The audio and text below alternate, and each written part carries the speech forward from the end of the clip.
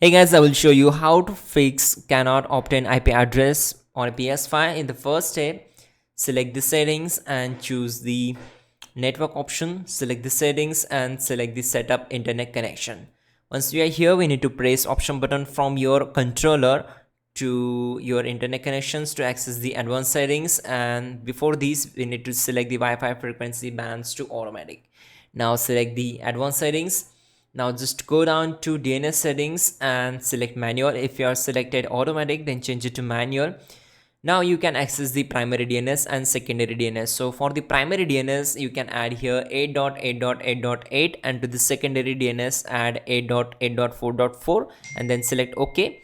If this not work, you can just add here 1.1.1.1 and then select OK.